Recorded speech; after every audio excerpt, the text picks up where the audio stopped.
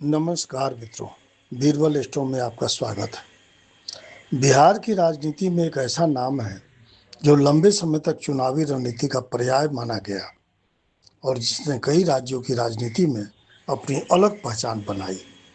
हम बात कर रहे हैं प्रशांत किशोर की, लेकिन बड़ा प्रश्न यह है कि क्या प्रशांत किशोर बिहार की राजनीति में एक नए अध्याय की तैयारी कर रहे हैं या फिर यह समय उनके लिए प्रतीक्षा और राजनीतिक संतुलन का समय है।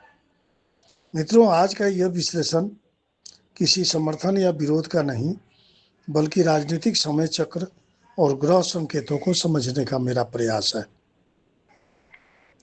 यदि वर्तमान परिस्थितियों को देखें तो पिछले कुछ समय की तुलना में प्रशांत किशोर को लेकर मीडिया की चर्चा अपेक्षाकृत शांत दिखाई देती है।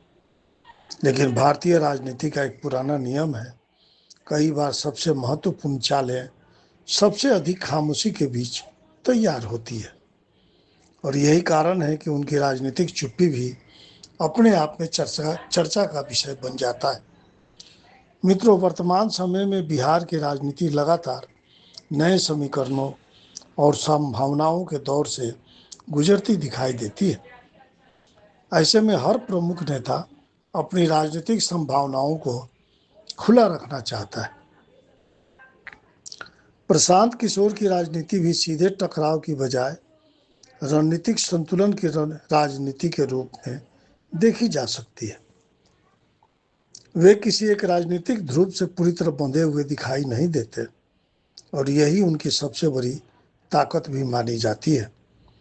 अब यदि बिहार की हाल की राजनीतिक चर्चाओं को देखें तो समय समय पर विभिन्न नेताओं के बीच मुलाकातों और संवादों की खबरें सामने आती रहती है।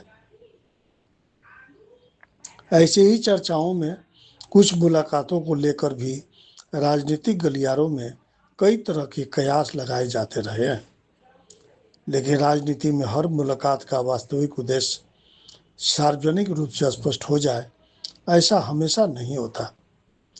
कई बार संवाद भविष्य की संभावनाओं को समझने के लिए भी होते हैं और कई बार केवल राजनीतिक शिष्टाचार का हिस्सा होते हैं।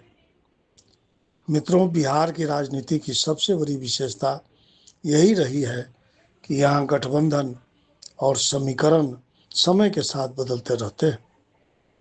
आज जो नेता अलग अलग दिखाई देते हैं वे भविष्य में किसी साझा मुद्दे पर साथ भी आ सकते हैं और जो साथ हैं वे अलग रास्ते भी चुन सकते हैं। इसी कारण बिहार की राजनीति को हमेशा संभावनाओं की राजनीति कहा जाता है।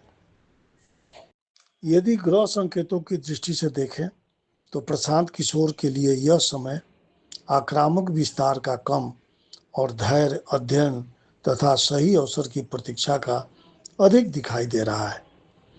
वे जल्दबाजी में कोई बड़ा निर्णय लेते हुए दिखाई नहीं दे रहे हैं, बल्कि संकेत यह देते हैं कि आने वाले समय में वे अपनी राजनीतिक भूमिका को परिस्थितियों के अनुसार ढालने का प्रयास कर सकते हैं।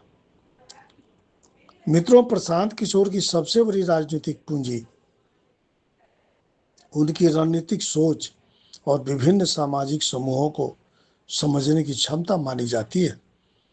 यही कारण है कि भले ही वे हर दिन समाचारों की सुर्खियों में न हों, लेकिन बिहार की राजनीति में उनकी उपस्थिति को पूरी तरह नज़रअंदाज भी नहीं किया जा सकता। मेरा अंतिम निष्कर्ष यही है कि प्रशांत किशोर का वर्तमान दौर शायद तैयारी और प्रतीक्षा का दौर है। आने वाले वर्षों में यदि बिहार की राजनीति में नए समीकरण बनते हैं तो उनकी भूमिका फिर से महत्वपूर्ण हो सकती है। क्या वे बिहार की राजनीति में नई दिशा देंगे? क्या वे किसी नए राजनीतिक मॉडल के साथ सामने आएंगे या फिर वे रणनीतिक संतुलन की अपनी वर्तमान राह पर आगे बढ़ेंगे? इन सभी प्रश्नों का उत्तर आने वाला समय देगा।